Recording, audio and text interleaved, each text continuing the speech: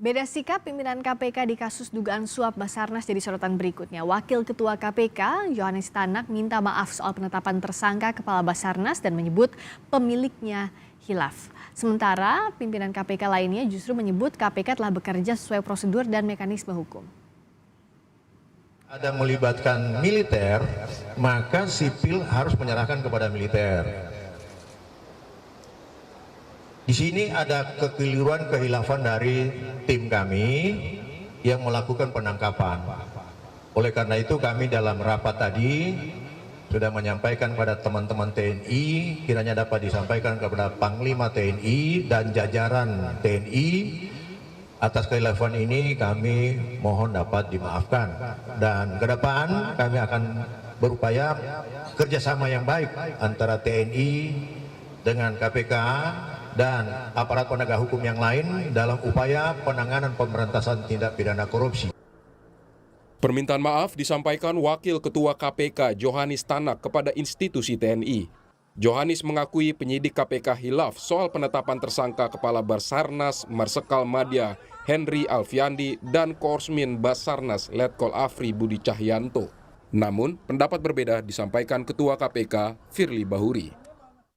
Dalam keterangan resmi pada Kompas TV, Ketua KPK Firly menyatakan seluruh rangkaian kegiatan oleh KPK dalam kegiatan operasi tangkap tangan, penyelidikan, penyidikan, hingga penetapan para pelaku sebagai tersangka telah sesuai prosedur hukum dan mekanisme yang berlaku. Firly juga menyebut KPK telah melibatkan POM TNI sejak awal untuk mengikuti gelar perkara sampai dengan penetapan status perkara dan status hukum para pihak terkait. Ketua KPK Firly Bahuri juga menegaskan kewenangan KPK dalam proses hukum kasus dugaan suap di Basarnas. Firly menjelaskan sesuai ketentuan pasal 42 Undang-Undang KPK, KPK berwenang mengkoordinasikan dan mengendalikan penyelidikan, penyidikan, serta penuntutan tindak pidana korupsi yang dilakukan bersama-sama oleh orang yang tunduk pada peradilan militer dan peradilan umum. Sementara Wakil Ketua KPK lainnya Alexander Marwata menegaskan tidak akan menyalahkan penyelidik, penyidik maupun jaksa KPK karena mereka sudah bekerja sesuai dengan kapasitas tugasnya. Usai permintaan maaf Wakil Ketua KPK Yohanes Tanak, muncul kabar rencana pengunduran diri Direktur Penyidikan KPK Asep Guntur. Ex-penyidik KPK Yudi Purnomo mengungkapkan kabar tersebut dan dia berharap para pegawai KPK tetap solid.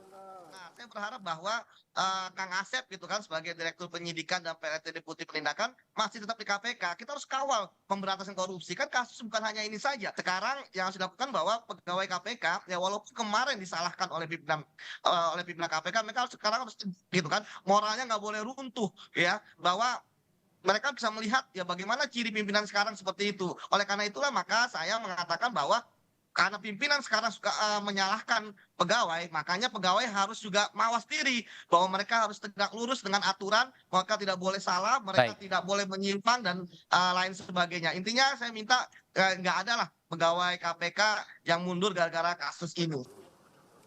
KPK akan menyerahkan kasus dugaan korupsi Basarnas ke Puspom TNI.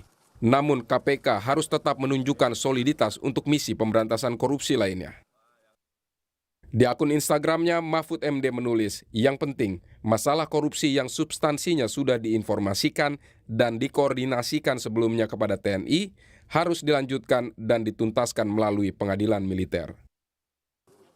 Terkait kasus dugaan korupsi di Basarnas, KPK mengamankan 11 orang serta barang bukti dugaan suap 999,7 juta rupiah pada 25 Juli lalu. KPK menetapkan 5 tersangka, termasuk 2 perwira TNI. Tim Liputan, Kompas TV.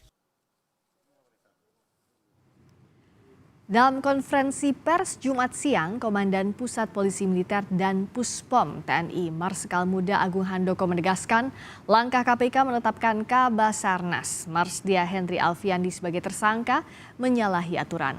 Handoko menyebut yang berhak menentukan status tersangka personel militer adalah penyidik Puspom TNI. Meskipun Marsdia Henry segera memasuki masa pensiun, tapi waktu terjadinya tindak pidana terjadi saat masih aktif sebagai anggota TNI. Penetapan sebagai tersangka ini adalah kemenangan TNI sebagai undang-undang yang berlaku. Jadi pada intinya kita saling menghormati, kita punya aturan masing-masing, TNI punya aturan, dari pihak KPK atau itu hukum umum punya aturan juga. Kami aparat TNI tidak bisa menetapkan orang sipil sebagai tersangka. Begitu juga harapan kami pihak KPK juga demikian. Jadi biarkan, mari kita sama-sama bersinergi untuk pemberantasan korupsi. Dan TNI sangat mendukung pemberantasan korupsi. Jadi jangan beranggapan kalau diserahkan ke TNI akan diamankan. Tidak.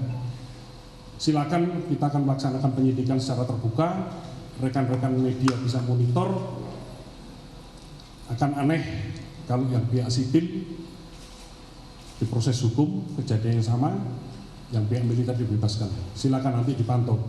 Jadi kita akan menegakkan aturan hukum sebagaimana mestinya.